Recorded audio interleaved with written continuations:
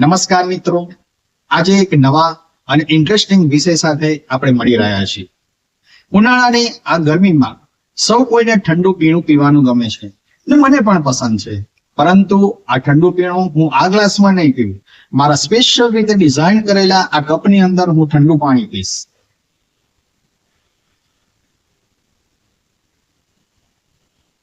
અરે, હું પીવું એ પહેલા તો આ મારો ગ્લાસ ખાલી થવા માંડે.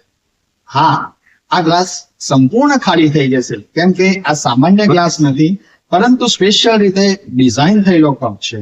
અને આ કપ એ પાયથાગોરસ કપ તરીકે ઓળખાય છે. અને આ સંપૂર્ણ ખાલી થઈ જાય છે એટલે આને ગ્રીડી કપ કે લાલચી કપ તરીકે પણ ઓળખવામાં આવે છે.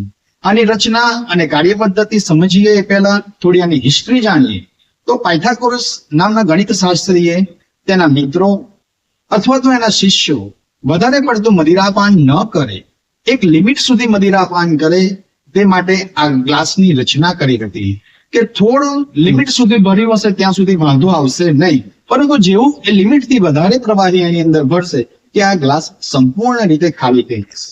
એવી તો શું રચના છે આની અંદર? તો આની અંદર કશું જ નથી, એક યુ શેપમાં રાખેલી એક નળી છે. અને આ બનાવવા માટે તમારે પ્લાસ્ટિકની બોટલમાં ઢાંકણામાં કાણું પાડી અને તમે નળી લગાવી અને યુ શેપે વાળી અને આ ગ્લાસની રચના કરી શકો છો. એવું તો શું થાય છે કે જેના પરિણામે આ સંપૂર્ણ પાણી બહાર આવી જાય છે? તો બર્નોલીના નિયમ પ્રમાણે જ્યાં સુધી પ્રવાહી એ કપની અંદર ભરેલું હશે ત્યાં સુધી એટલા લેવલનું પ્રવાહી એ રબરની નળીની અંદર પણ ભરેલું હશે. પરંતુ જેવું પ્રવાહી વધારે ઉમેરવામાં આવે છે કે તરત એ પ્રવાહી બીજા છેડેથી નીચેની તરફ નીકળવાની શરૂઆત થઈ જાય છે.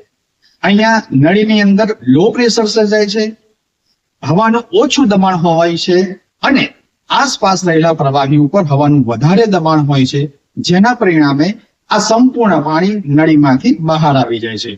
અને આ લો પ્રેશર અને હાઈ પ્રેશરની ઘટના જ્યાં સુધી પાણી ખાલી ન થાય ત્યાં સુધી ચાલ્યા કરે છે, જેના પરિણામે આ સંપૂર્ણ પાણી ખાલી થઈ જાય છે. તમે બોટલ અને આવી સ્ટ્રોનો ઉપયોગ કરી અને તમે આ મોડેલ ઘરે બનાવી શકો છો.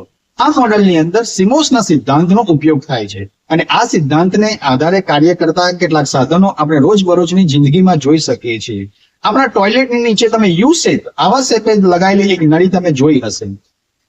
વોશિંગ મશીનની અંદર પણ આવા યુ શેપે લગાવેલ નળી તમને દેખાય છે.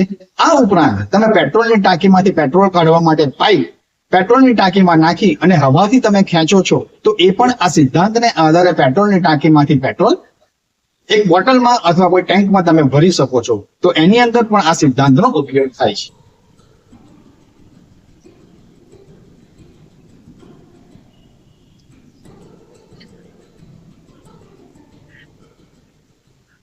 તમને આ વિડીયો પસંદ આવ્યો હશે. Thank you very much.